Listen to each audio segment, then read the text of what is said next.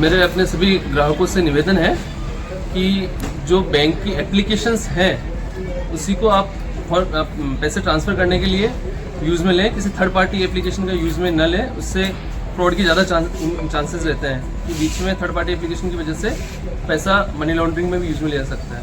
इसलिए अधिक से अधिक बैंक की एप्लीकेशन ही यूज़ में लें। न्यूज़ में आप सभी का एक बार फिर से बहुत बहुत स्वागत है। ना कोई ओटीपी ना कोई कॉल, महिला के बैंक खाते से उड़ा लिए 2,25,000। खाता धारक ने साइबर क्राइम सेल में कराया मामला दर्ज। आपको बता दें कि टेक्नोलॉजी के इस दौर में जरा सी चूक से बदलते दौर के साथ आपकी मेहनत की कमाई चंद सेकंड में गायब हो सकती है। साइबर अपराधी भी नई नई तरकीब अपनाकर लोगों को अपने जाल में फंसाकर रुपयों की ठगी करने में जुटे हुए हैं।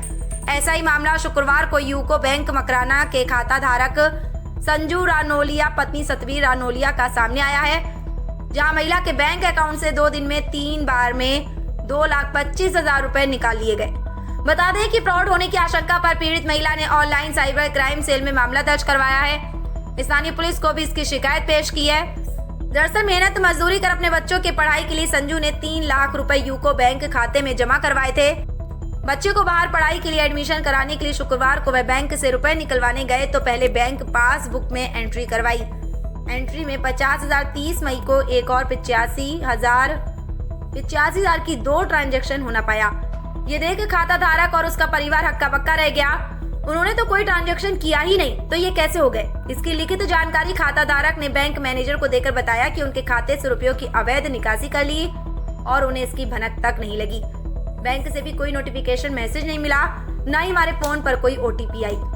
साइबर ठगी की शिकार हुई पीड़ित महिला संजू कुमारी ने बताया कि बैंक खाते की पासबुक अपडेट कराने के दौरान साइबर अपराधियों के द्वारा उनके खाता से अवैध रूप से निकासी करने की जानकारी मिली।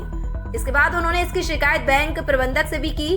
पीड़िता ने बैंक मैनेजर को बताया कि उनके बैंक अकाउंट से रुपयों की अवैध निकासी से संबंधित उनके मोबाइल पर किसी प्रकार का कोई ओटीपी और मैसेज भी नहीं आया। मेरे अपने सभी ग्राहकों से निवेदन है कि जो बैंक की एप्लीकेशंस हैं बल्कि रेगुलर उसी को पासबुक अपडेट करानी पड़ेगी। पैसे ट्रांसफर करने के लिए यूज में लें, किसी थर्ड पार्टी एप्लीकेशन का यूज में न लें। उससे फ्रॉड की ज़्यादा की शिकायत ऑनलाइन मकराना थाना को भी प्रेषित की है।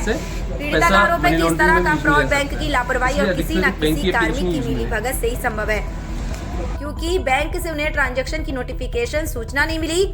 समय पर सूचना मिल जाती तो फ्रॉड की शिकार होने से बच जाते। बैंक प्रबंधक ने बताया कि पीड़िता की शिकायत को बैंक के उच्च अधिकारियों को प्रेषित कर दी गई। खाताधारक को किसी प्रकार का नुकसान नहीं हो, पुलिस जांच में सहयोग किया जाएगा। बैंक मैनेजर ने साइबर अपराधियों के झांसे में आने से बचाने के लिए लोगों को जागरूक करते हुए कहा कि कभी भी किसी अनजान व्यक्ति को एटीएम कार्ड का सीवीवी नंबर, ओटीपी साझा नहीं करनी चाहिए। किसी भी अनजान संदिग्ध कॉल करने वाले को अपनी पर्सनल जानकारी कभी नहीं साझा करना चाहिए। मोबाइल फोन पर किसी भी संदिग्ध URL लिंक पर क्लिक करने से बचें और अनजान व्यक्ति की सलाह पर कोई भी मोबाइल एप्लीकेशन अपने फोन में डाउनलोड नहीं करें और यदि ठगी के शिकार हो जाते हैं तो तुरंत इसकी सूचना अपने बैंक और स्थानीय पुलिस से करें। खाताधारकों को चाहिए कि हमेशा यूको बैंक के लिंक वेब से डिजिटल लेन देन करें और फ्रॉड का शिकार होने से बचें। विक्रम सिंह चौहान की खास रिपोर्ट। आज एक मामला इस टाइप का आया है कि यूको बैंक से 3 ट्रांजैक्शन ट्रांसफर हुए। क्या मामला था? बैंक से नहीं, कस्टमर के खाते से हुए। यूको बैंक का आपका खाताधारक है और आपके पास शिकायत लेके आएगा तो अब हमने तो ये ट्रांसफर किया ही नहीं, कैसे हो गया, क्या मामला है पूरा? सबसे पहले तो ये है कि कोई भी आपके पास इस तरह की फ्रॉड की घटनाएं होती हैं, उसमें अपने जो सिक्योरिटी पॉइंट्स होते हैं, जैसे एटीएम कार्ड है, एटीएम कार्ड की डिटेल्स शेयर नहीं करनी है, जो आगे के 14 डिजिट लिखे हुए हैं। उसके पीछे जो CVV नंबर होते हैं उसका भी किसी डिजिट से शेयर नहीं करने होते हैं। आपके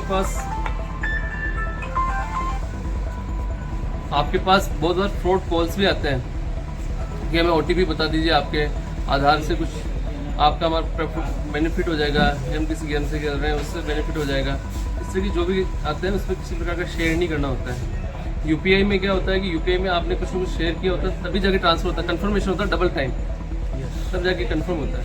कुछ न कुछ शेयर होता है तभी जाकर पैसा डेबिट होता है, वरना आपका पैसा डेबिट नहीं होगा, किसी भी हालत में नहीं होगा जब तक आपने पिन या कोई इस तरह कुछ शेयर करोगे तब तक।